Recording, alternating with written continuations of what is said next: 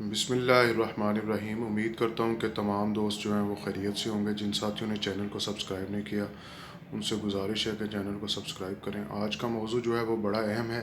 سب سے پہلے یہ جناب شیخ مظفر مدنی صاحب کے یہ چند سیکنڈ کے جو ہے ویڈیو دیکھیں۔ ایک شعر ہم سنتے ہیں، زمانے سے سنتے ہیں کہ اسلام زندہ ہوتا ہے ہر کربلا کے بعد۔ اسلام زندہ ہوتا ہے ہر کربلا کے بعد۔ وہ یہ بتانا چاہتے ہیں کہ کربلا کے بعد ہی اسلام زندہ ہوا ہے۔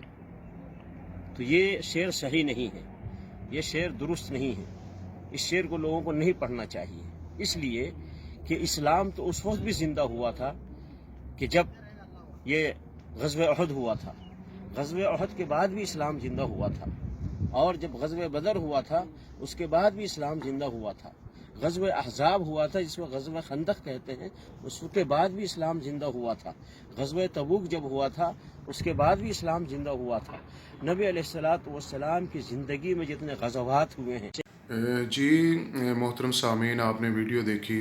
شیخ صاحب یہ فرما رہے ہیں کہ جو ہے یہ اسلام زندہ ہوتا ہے ہر کربلا کے بعد۔ یہ جو ہے یہ غلط ہے۔ وہ احد کے بعد اسلام زندہ ہوا جناب جی، بدر کے بعد، حنین کے بعد، اور غزوہ احزاب کے بعد، غزوہ خندق کے بعد اسلام جو ہے وہ زندہ ہوا۔ تو پتہ نہیں یہ کس طرح جو ہے وہ یہ لوگ اور کہاں سے یہ لوگ جو ہے وہ پڑھ کے اور عالم دین بن جاتے ہیں۔ ان کو جو ہے وہ استعاروں اور تشبیہات کا بھی جو ہے وہ علم نہیں ہے۔ ہمارے ہاں بھی وہ ایک بڑا دانشور ہے، وہ اقبال کا شعر ہے نا کہ وہ مطلب جس کا مفہوم ہے کہ اسلام جو ہے وہ اس کی اتنی پاور ہے کہ یہ ممولے کو شہین سے لڑا دیتا ہے۔ یہ اقبال نے ایک تشبیہ دی تھی۔ تو آپ اس کی ہر دور میں جو ہے وہ مثال دیکھتے ہیں۔ آج جو ہے ریسنٹلی مثال جو ہے یہ فلسطین اور اسرائیل، ان کی دنیاوی طاقت کے لحاظ سے ان کا جو ہے وہ آپس کا کوئی جوڑ نہیں ہے، لیکن یہ ممولے کا شہین سے لڑنے والا ہی جو ہے وہ ایک چیونٹی کا ہاتھی کے ساتھ لڑنے والا حساب ہے۔ تو اسلام جو ہے وہ ایسی مثالوں سے بھرا پڑا ہے۔ تو شیخ مظفر صاحب کو بھی جو ہے وہ میں انتہائی ادب کے ساتھ یہ عرض کروں گا کہ ان کی سمجھ میں یہ شعر نہیں آیا۔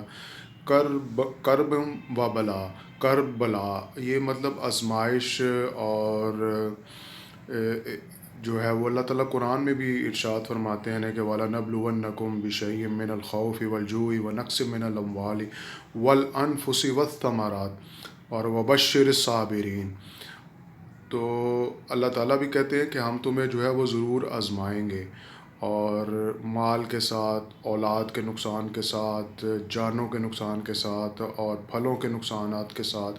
یہ مختلف فرداً جو ہے وہ امتحانات میں جس میں اللہ تعالیٰ اپنے جو ہے وہ بندوں کو ڈالتے ہیں۔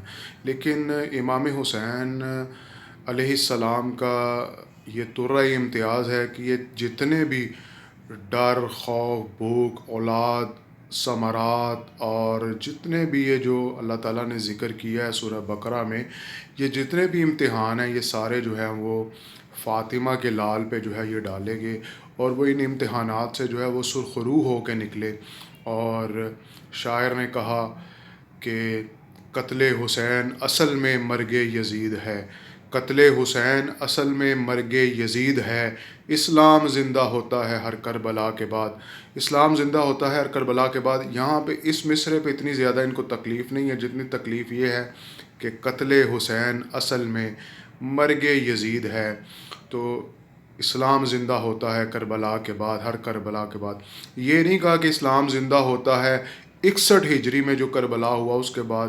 شاعر نے یہ کیا خوب کہا ہے کہ ہر کربلا کے بعد، چاہے وہ بدر ہو، چاہے وہ احد ہو، چاہے وہ خندق ہو، یہ جتنی بھی آزمائشیں ہیں یہ جو ہے وہ اسلام جو ہے وہ ان کے بعد جو ہے وہ اور جو ہے وہ زیادہ تاب کے ساتھ چمکا اور دھمکا، اور پھر جو ہے یہ مدینے سے نکلا، اور پھر جو ہے وہ پوری دنیا پہ جو ہے وہ چھا گیا۔ اور امام حسین علیہ السلام کی یہ جو قربانی ہے، یہ بعد میں آنے والی جتنی بھی تحریکیں چلیں اسلام کی سربلندی کی، ان کے لیے جو مشعل راہ اور جو کہتے ہیں کہ سنگ میل جو ہے وہ واقعہ کربلا جو ہے وہ ٹھہرا۔ اور اسی لیے شاعر نے کہا کہ اسلام زندہ ہوتا ہے ہر کربلا کے بعد۔